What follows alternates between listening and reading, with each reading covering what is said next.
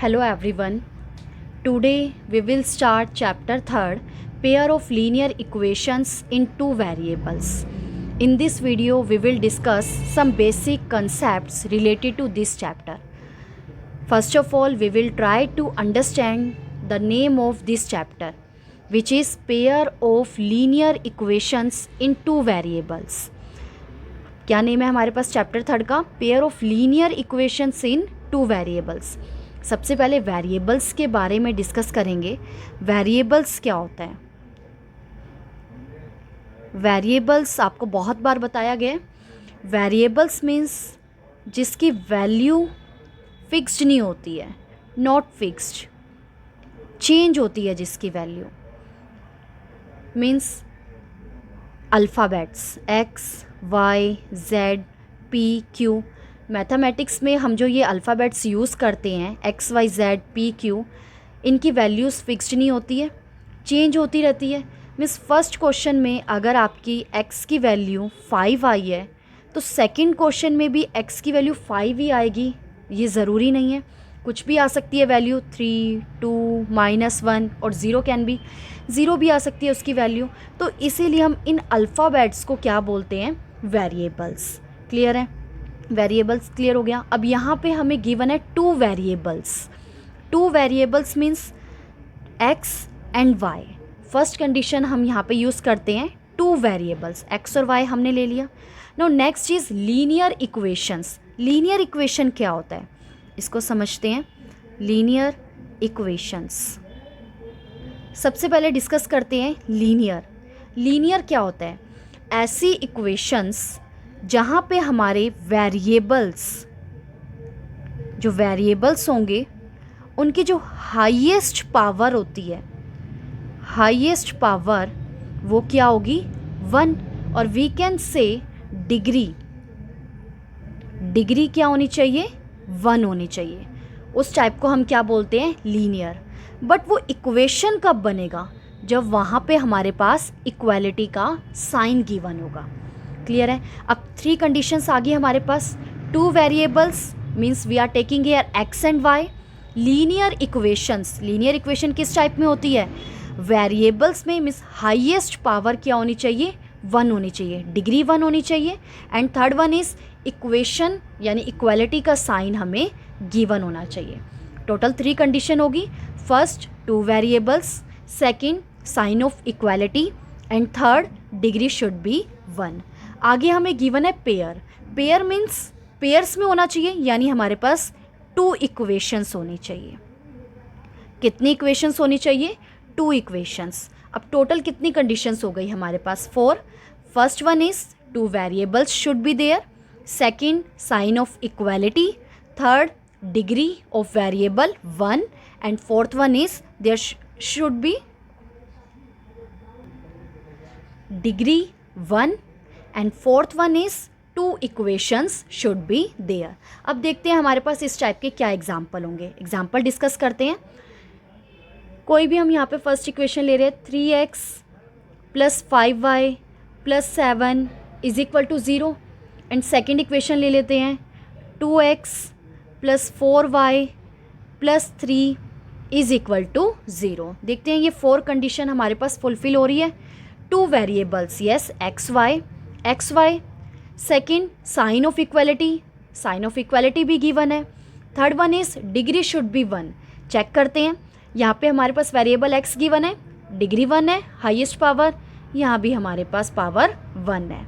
Hair also x⁻⁴ means degree 1, y⁻⁴ means degree 1 given है.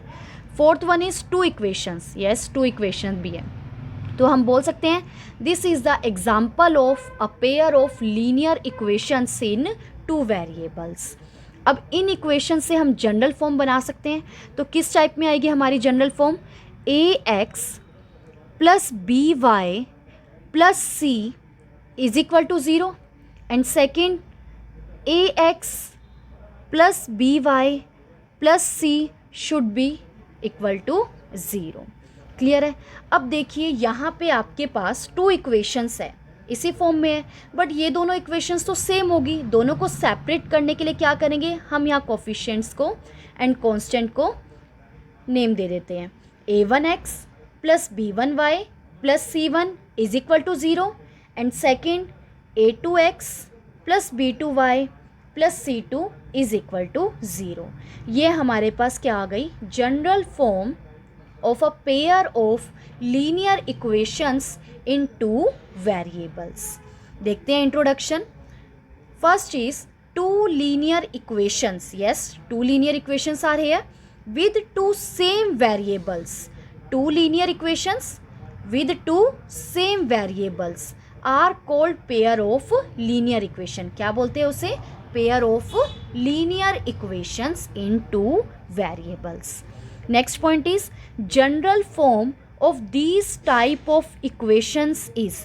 General form क्या है, अभी हमने डिस्कस करी, a1x plus b1y plus c1 is equal to 0 and second one is a2x plus b2y plus c2 is equal to 0 where coefficient of xy means a1 b1 a2 b2 and constant terms c1 and c2 should be real numbers होने चाहिए and coefficients of x and y means a1 a2 b1 b2 should not be equal to 0, ये 0 के equal नहीं होना चाहिए।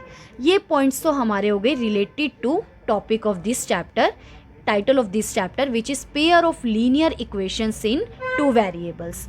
अब discuss करते हैं कुछ fact which is related to exercise 3.1। अब एक्सरसाइज 3.1 में हमारे पास क्या बेसिक कंसेप्ट्स हैं, पहले उसके बारे में डिस्कस करते हैं। फर्स्ट वन इज एक्सरसाइज 3.1 में हमारे पास आएगा representation of this type of equations. ये इक्वेशंस हैं, इनको कैसे रिप्रेजेंट करना है। देखिए एक्सरसाइज 3.1 में क्वेश्चन में हमें स्टेटमेंट गिवन होगी, word problem means statement given होगी, स्टेटमेंट की हेल्प से हमें इक्वेशंस बनानी है, मीन्स उसको इक्वेशन में रिप्रेजेंट करना है। अब जब रिप्रेजेंट कर रहे हैं, वर्ड प्रॉब्लम गिवन है स्टेटमेंट की हेल्प से, तो उसको हम क्या बोलेंगे, एल्जेब्रिकली। क्लियर है। तो फर्स्ट वन रिप्रेजेंटेशन का हमारे पास फर्स्ट टाइप क्या आ गया, एल्जेब्रिकली, मीन्स स्टेटमेंट गिवन है, आप उसको ऐसे इक्वेशंस में कन्वर्ट कर रहे हैं, तो उस प्रेजेंटेशन को क्या बोलेंगे, algebraically representation. Second one is algebraically में मीन्स आपने उसको स्टेटमेंट में तो चेंज कर लिया, बट अब आपको उन इक्वेशंस को यूज़ करके ग्राफ पे उसे रिप्रेजेंट करना है। 9th क्लास में जब हमारे पास एक इक्वेशन गिवन होती थी, हमने देखा कि एक स्ट्रेट लाइन बनती है। अब यहाँ हमारे पास 2 इक्वेशंस गिवन है, तो एक और लाइन बनेगी, this one is the first line and this one is the second line. अब 2 लाइन्स हो गई। 2 लाइन्स को, 2 इक्वेशंस को जब हम ग्राफिकली रिप्रेजेंटेशन करते हैं तो उसको हम क्या बोलते हैं, ग्राफिकली रिप्रेजेंटेशन, और you can say geometrically. Clear, means representation हमारे पास फर्स्ट एक्सरसाइज में कितने टाइप्स में है, 2 टाइप्स में। Number 1 is algebraically, means equations में चेंज करना स्टेटमेंट को, and second one is graphically और ज्योमेट्रिकली, मीन्स एल्जेब्रिकली यानी इक्वेशन से उसको ग्राफ में स्ट्रेट लाइन ड्रॉ करना, उस चीज़ को हम क्या बोलेंगे, ग्राफिकली और ज्योमेट्रिकली।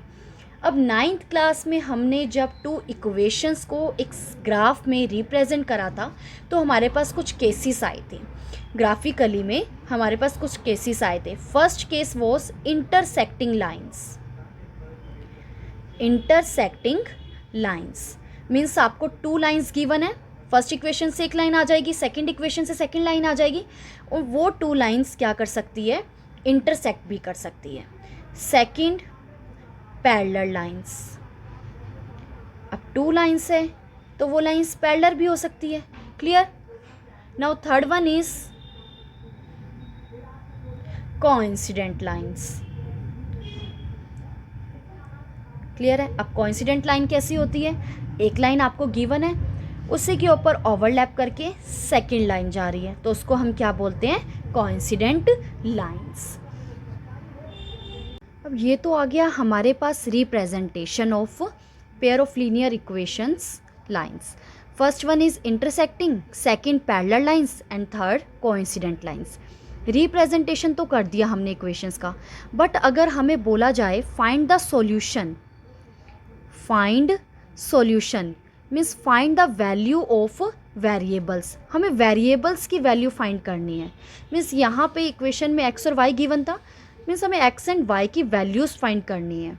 तब हम इस ग्राफ की हेल्प से कैसे एक्स और वाई की वैल्यू फाइंड करेंगे, देखिए अब यहाँ पे जब आप ग्राफ ड्रॉ करेंगे टू लाइंस का, ये आपको पॉइंट दिखाई दे रहा है which is intersecting point.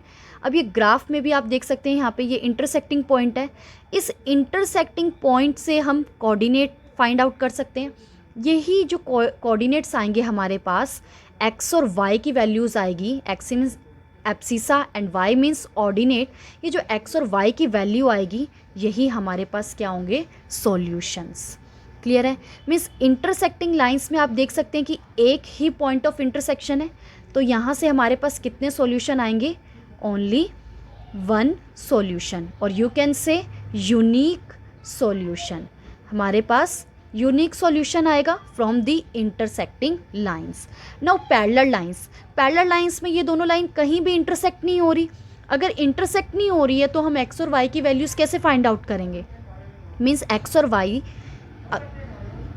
Y की वैल्यू हम यहाँ पे फाइंड आउट नहीं कर सकते हैं, तो यहाँ पे आपके पास पैरेलल लाइन से कैसे सॉल्यूशन आएंगे, नो सॉल्यूशन, मीन्स कोई सॉल्यूशन नहीं आएगा आपके पास from the parallel line. Now third one is coincident line. Coincident line में क्या होता है, एक लाइन सेकेंड लाइन आपके पास फर्स्ट लाइन के ऊपर ओवरलैप कर रही होती है।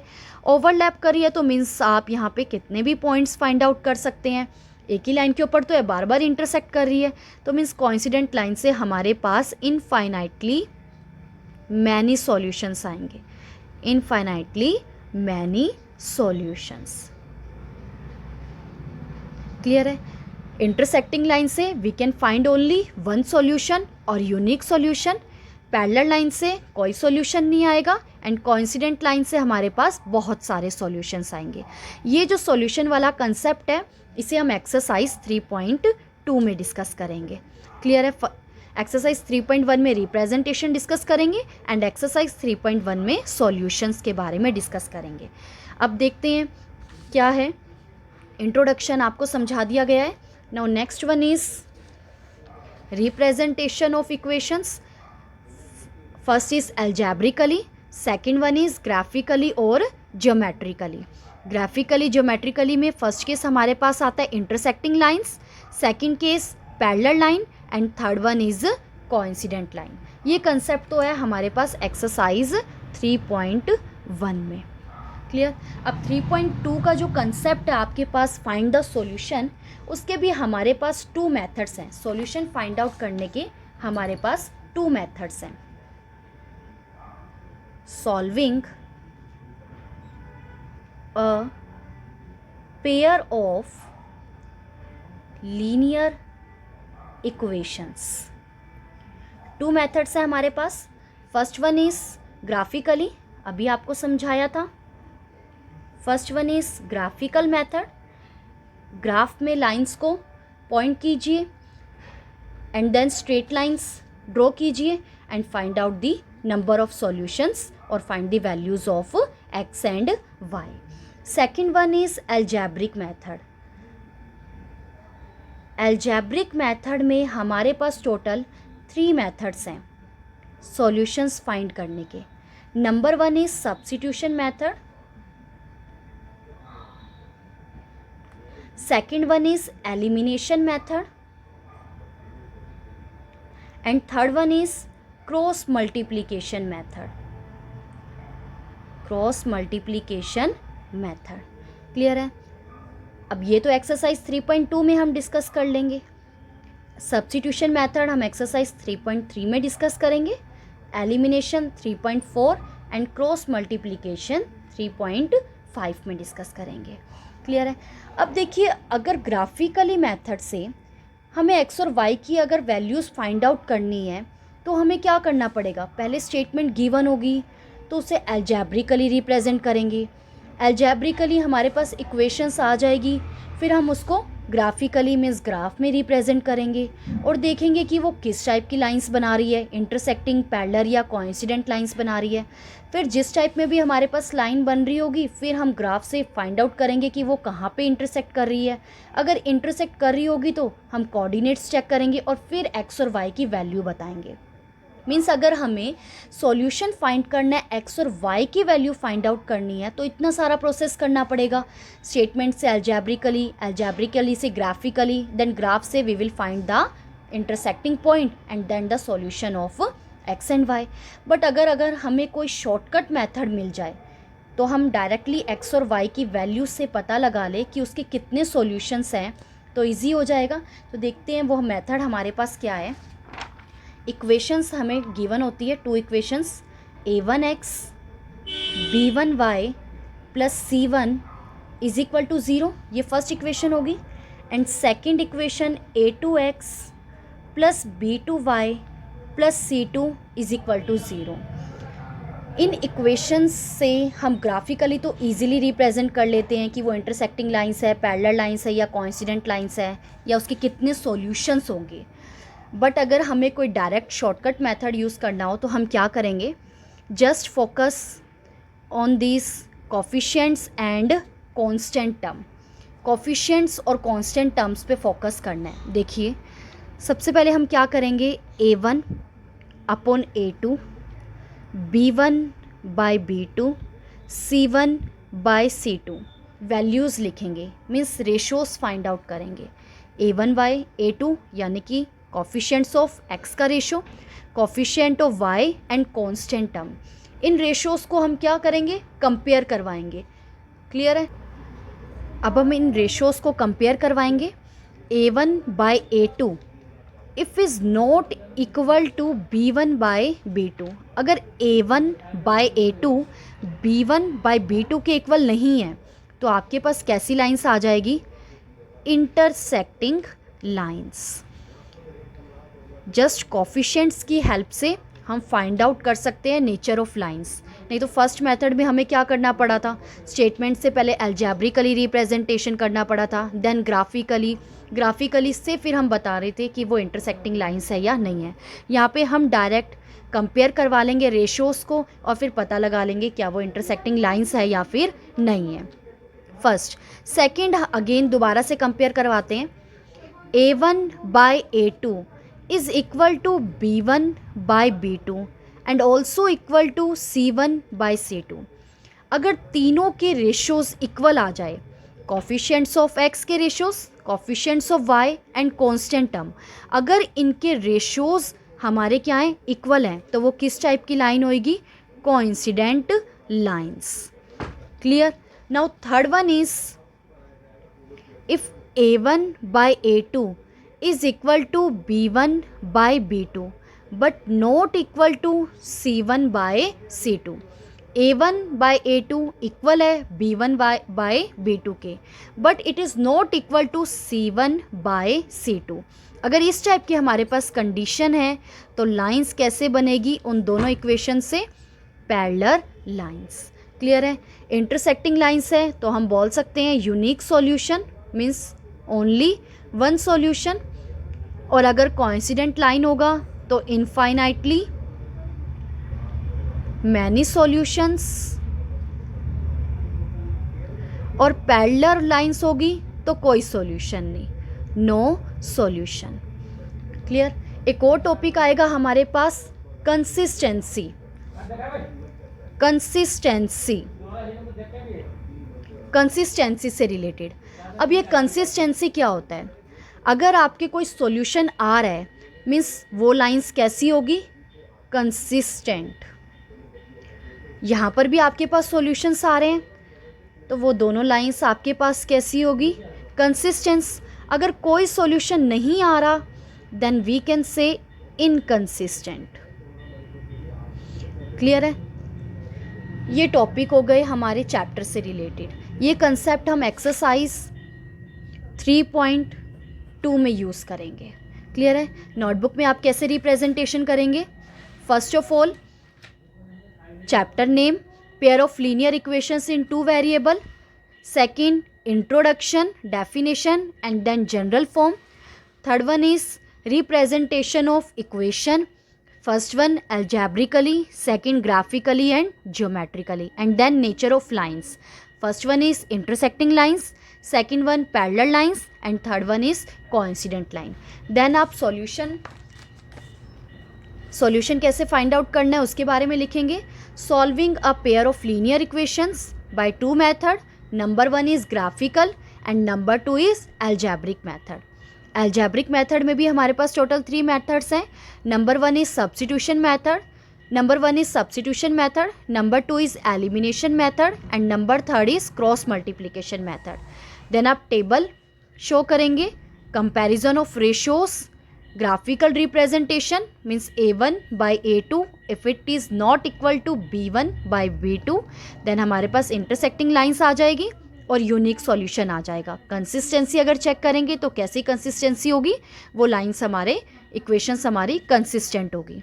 Second one is if A1 by A2 is equal to B1 by B2 and also equal to C1 by C2 तो ग्राफिकल रिप्रेजेंटेशन क्या होगा हमारे पास, कोइंसिडेंट लाइन्स. और कितने सॉल्यूशंस आएंगे, मैनी सॉल्यूशंस. और अगर इक्वेशंस की कंसिस्टेंसी चेक करें तो लाइन्स कैसी होगी, इक्वेशंस कैसी होगी हमारे पास, consistents. Next third one is A1 by A2 is equal to B1 by B2 but not equal to C1 by C2 तो लाइन्स कैसी आ जाएगी हमारे पास, parallel lines, no solution and inconsistent of equations. Clear है ये topic, ये basic concept से कुछ which is related to chapter third, pair of linear equations in 2 variables. Thank you.